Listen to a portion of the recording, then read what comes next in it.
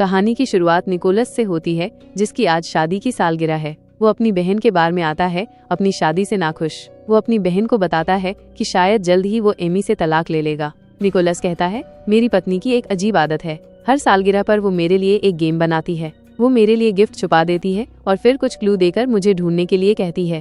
पर अब निकोलस का दिल एमी के लिए ठंडा पड़ चुका है। जब वो घर लौटता है तो देखता है कि घर में कोई नहीं है। टेबल टूटी हुई है, ग्लास बिखरे पड़े हैं। उसे कुछ गड़बड़ लगती है। निकोलस तुरंत पुलिस को बुलाता है। जब जासूस घर की तलाशी लेते हैं तो उन्हें निकोलस पर शक होने लगता है। घर में कई ऐसे सबूत मिलते हैं जो बताते हैं कि निकोलस और एमी के रिश्ते ठीक नहीं थे।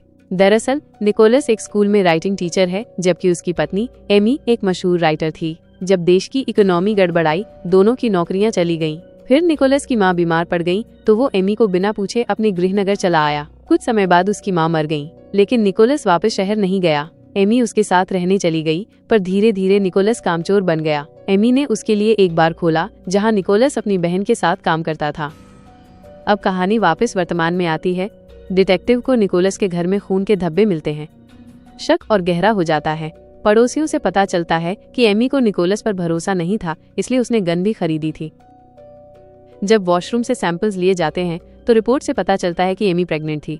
निकोलस हैरान रह जाता है। वो कहता है, ये पॉसिबल ही नहीं है, हमारा वैसा रिश्ता नहीं रहा। डिटेक्टिव उसकी बातों पर भरोसा नहीं करता।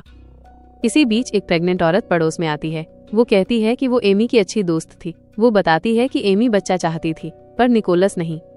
निकोलस को इस औरत पर शक होता है। उसे लगता है एमी ऐसी किसी औरत से दोस्ती नहीं कर सकती। वो डिटेक्टिव को बताता है, लेकिन वो भी उस पर यकीन नहीं करता। थोड़ी इन्वेस्टिगेशन में डिटेक्टिव्स को एमी की डायरी मिलती है। डायरी में लिखा होता है कि निकोलस से उसे जान का खतरा है। एक ऑफिसर कहता है, अब निकोलस को अरेस्ट कर लेते हैं, पर प्रूफ न होने की वजह से अरेस्ट नहीं कर पाते। अब स्टोरी का बड़ा ट्विस्ट आता है।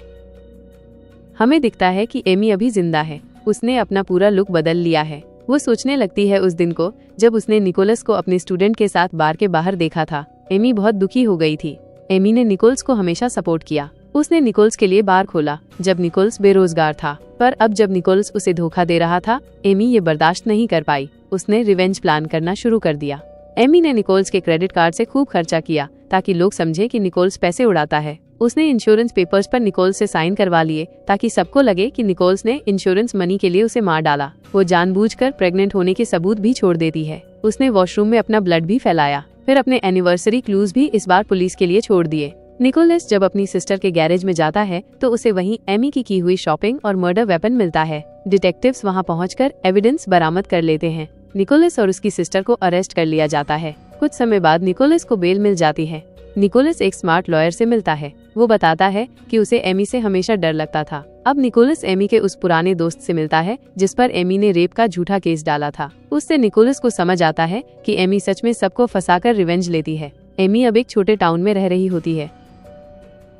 वहाँ उसके पड़ोसी देख लेते हैं कि उसके पास बहुत पैसा है। रात में वे एमी को लूट लेते हैं। एमी सब गंवा बैठती है। एमी अब मजबूर होकर अपने रिच फ्रेंड को कॉल करती है जो उससे अब भी प्यार करता था। वो उसे बताती है कि निकोलस ने उसे मारा पीटा, इसलिए वो भाग गई। उसका फ्रेंड उसे अपने लेक हाउस ले जाता है। उधर निकोलस एक इमोशनल इंटरव्यू देता है। वो कहता है, एमी, मैं तुमसे बहुत प्यार करता हूँ, प्लीज वापस आ जाओ। एमी टीवी पर ये देखती है। जब वो देखती है कि निकोलस वही टाई पहने हैं जो उसने गिफ्ट की थी, तो वो पिघलने लगती है। एमी का रिच फ्रेंड उसे रोकना चाहता है, लेकिन एमी उसे मार डालती है। वो खुद को उसके ब्लड में लपेटकर वापस अपने घर आती है। मीडिया सब देखती है। एक बीवी जो खून से सनी हुई है अपने पति के गले लग रही है। निकोलस समझ जाता है कि एमी फिर एक चाल खेल रही है।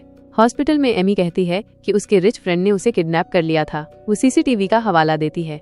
दरअसल उसने जानबूझकर वहाँ ऐसे बिहेव किया था कि कैमरों में दिखे कि वो बंदी है। डिटेक्टिव को शक होने लगता है। वह एमी से पूछती है कि मर्डर वेपन तुम्हारे गैराज में कैसे आया। एमी कोई जवाब नहीं देती, बल्कि कहती है, शुक्र है मैं बचकर आ गई, नहीं तो तुम मेरे इनोसेंट पति को जेल में डाल देती।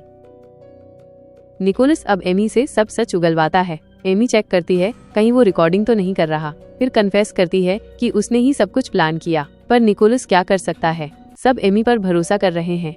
एमी निकोलस से कहती है, जब मैंने तुम्हारा इंटरव्यू देखा मुझे लगा तुम ही मेरे लिए परफेक्ट हो। निकोलस लॉयर और डिटेक्टिव को सब बताता है, पर सबूत किसी के पास नहीं। अब एमी निकोलस को धमकाती है, मैं प्रेग्नेंट हूँ, तुम्हारे बच्चे की माँ, अब तुम मुझे छोड़ नहीं सकते। निकोलस स्तब्ध रह जाता है। एमी बताती है उसने सब प्लान किया था। वो कहती है हमारा बच्चा बड़े होकर तुमसे नफरत करेगा। निकोलस मजबूरी में उसके साथ रहने को तैयार हो जाता है। आखिर में मीडिया के सामने दोनों अनाउंस करते हैं कि वो पेरेंट्स बनने वाले हैं। निकोलस अब जान चुका है कि उसकी लाइफ पूरी तरह एमी के कंट्रोल में है।